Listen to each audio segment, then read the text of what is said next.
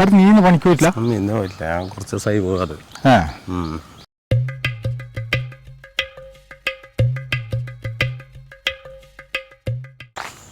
എടാ, ബസ് സ്റ്റോപ്പിൽ നമ്മളെ പുക വണ്ടി ഇടുന്നല്ലോ. ശരിയാണല്ലോ. ഓനോട് എത്രയാണ് പറയുന്നത് ബസ് സ്റ്റോപ്പിൽ ഇരുന്നിട്ട് വീട് വലിക്കരുന്ന്? ഞാനൊന്ന് ഉപദേശിച്ച് നോക്കിയാലോ? ഉപദേശിക്കുന്നത് കഴുതാനെ പഠിപ്പിച്ച് ഡോക്ടറാക്കുന്നല്ലേ ഓനെ ഉപദേശിക്കുന്നല്ലേ? എന്നാ ഉപദേശിച്ച് നോക്ക്. അങ്ങനെയല്ലല്ലോ, എന്നാലും നോക്കാലോടൂ.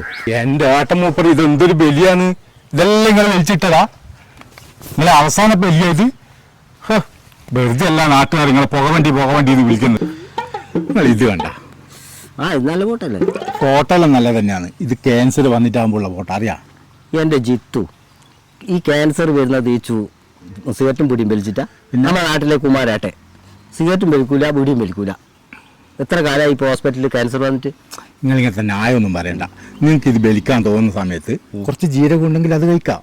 എന്നാൽ ഇതെല്ലാം പോവും. എന്നാൽ പോവും. പിന്നെ അതുമല്ലെങ്കിൽ ഈ അൻസില്ലേ, അൻസിങ്ങനെ എടുത്തു വെച്ചാൽ മതി. അൻസ് വെച്ചാൽ ഇതെല്ലാം പിന്നെ അത്ര ആളങ്ങനെ രക്ഷപ്പെട്ടിട്ടുണ്ട് വലിക്കാണ്ട്. എന്നാൽ നാളെ മുതൽ എൻ്റെ ഉപദേശമായിട്ട് ഒന്ന് നോക്കാം. എന്നാ ശരി, ആയിക്കോട്ടെ. നാളെ മുതലല്ലേ പറഞ്ഞാൽ ഇന്നും കൂടി അങ്ങ് വലിച്ചു കളയാം.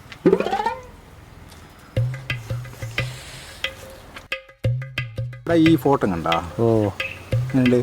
അടിപൊളിയുള്ള